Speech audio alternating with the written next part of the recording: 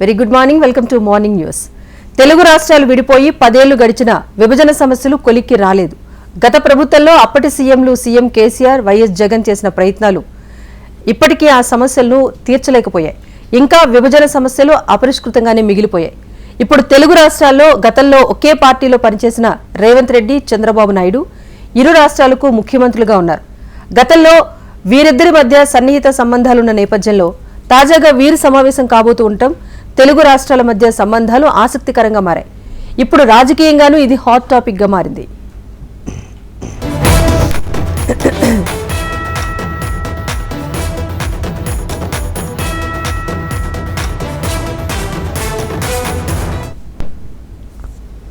విభజన అంశాలపై చర్చించుకుందామంటూ Telangana CM Revanth Reddy AP CM చంద్రబాబుకు లేఖ రాయటం, అందుకు సీఎం రేవంత్ రెడ్డి సరే అంటూ ముహూర్తం ఖరారు చేయటం ఆసక్తి రేపుతోంది. ఇందుకోసం ప్రజాభవన్ వేదికగా ఇరు రాష్ట్రాల సీఎంల భేటీకి అధికారులు అన్ని ఏర్పాట్లు చేశారు. ఇవాళ సాయంత్రం 6 గంటలకు CM Revanth Reddy, deputy CM Bhatti విక్రమార్కతో చంద్రబాబు సమావేశం కానున్నారు. ఢిల్లీ పర్యటనలో ఉన్న ఏపీ సీఎం చంద్రబాబు నేరుగా నిన్న రాత్రే హైదరాబాద్ చేరుకున్నారు. విభజనకు సంబంధించి అపరిష్కృతంగా ఉన్న అంశాలపై ముఖ్యమంత్రులు భేటీ కావటం ఇదే తొలిసారి. ఇద్దరు సీఎంల మధ్య చర్చించాల్సిన అంశాలపైన అజెండా కూడా ఖరారైంది. 10 అంశాల అజెండాను సిద్ధం చేశారు. ఏపీ నుంచి సమావేశానికి మంత్రులు సత్యప్రసాద్, బీసీ జనార్దన్ రెడ్డి, కందుల దుర్గేష్, ఇటు తెలంగాణ నుంచి భట్టి, పొంగులేటి, శ్రీధర్ బాబు హాజరు కాబోతున్నారు. అలాగే అధికారుల బృందంలో ఏపీ నుంచి సీఎస్, ఆర్థిక శాఖ సహా కీలక విభాగాల కార్యదర్శులు, తెలంగాణ సీఎస్ శాంతికుమారి, ఇతర శాఖల అధికారులు హాజరు కాబోతున్నారు. విభజన సమస్యల పరిష్కారం, నిధులను వెనక్కు తెచ్చుకోవటమే అజెండాగా రేవంత్ రెడ్డితో భేటీ అవుతున్నారు Chandrababu.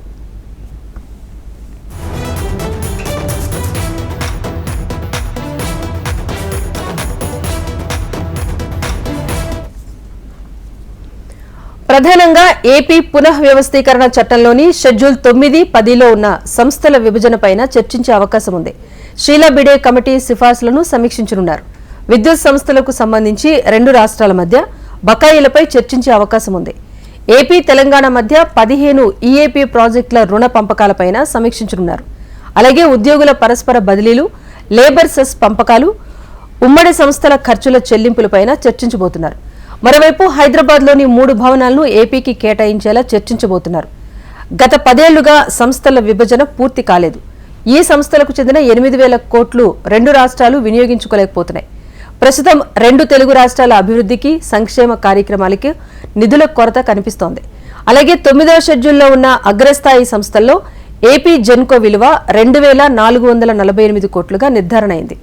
అత్యల్పంగా AP marketing federation Markfed విలువ ఉంది. 10వ షెడ్యూల్లో ఉన్న సంస్థల్లో 2,994 కోట్ల రూపాయల నిధులున్నాయి. వీటికి సంబంధించి ఇప్పటికే 1,559 కోట్లను ఇరు రాష్ట్రాలు పంచుకున్నాయి.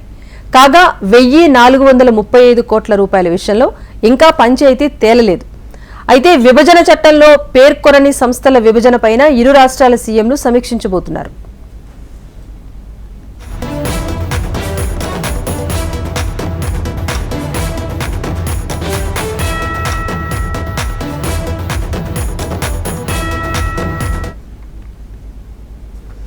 కృష్ణా జలాల పంపిణీ, కోర్టుల్లో ఉన్న పిటిషన్లను వెనక్కి తీసుకోవటం, భద్రాచలం మండలంలోని 7 మండలాలను తిరిగి తెలంగాణకు ఇవ్వటం, పలు ఉమ్మడి సంస్థల ఆస్తులు, అప్పుల పంపిణీలో నెలకొన్న ప్రతిష్టంభన, 2 రాష్ట్రాల మధ్య ఉద్యోగుల విభజనతో పాటు రాష్ట్రం ఏర్పాటు తర్వాత ఆర్డినెన్స్ ద్వారా ఏపీలో కలిపిన 7 మండలాలను తిరిగి తెలంగాణలో చేర్చాలని తెలంగాణ ప్రభుత్వం లేవనెత్తబోతోంది.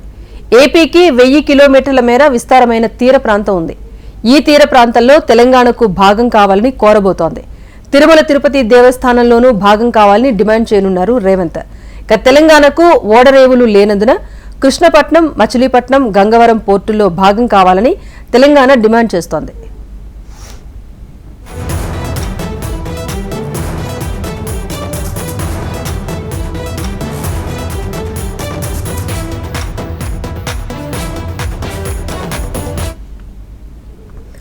కాంగ్రెస్ ప్రభుత్వం బాధ్యతలు చేపట్టిన తర్వాత విభజనకు సంబంధించి పెండింగ్ లో ఉన్న అంశాలపైన సీఎం రేవంత్ రెడ్డి ప్రత్యేకమైన దృష్టి సారించారు. మార్చి నెలలో సీఎం చొరవతో ఢిల్లీలో ఏపీ భవన్ కు సంబంధించిన విభజన వివాదం పరిష్కారమైంది. ఇటీవలే మైనింగ్ కార్పొరేషన్ కు సంబంధించిన నిధుల పంపిణీకి సంబంధించి చిక్కుముడి కూడా వీడిపోయింది. ఇప్పటి వరకు విభజన వివాదాలపై రెండు రాష్ట్రాల అధికారుల మధ్య దాదాపు 30 సమావేశాలు జరిగాయి. ఇరు రాష్ట్రాల ముఖ్యమంత్రుల భేటీని పలు రాజకీయ పార్టీల నేతలు స్వాగతించారు. రెండు రాష్ట్రాల ప్రజల సమస్యలపైన చర్చించడం మంచి పరిణామమని అన్నారు. సమస్యల పరిష్కారానికి తప్ప మరో మార్గం లేదన్నారు.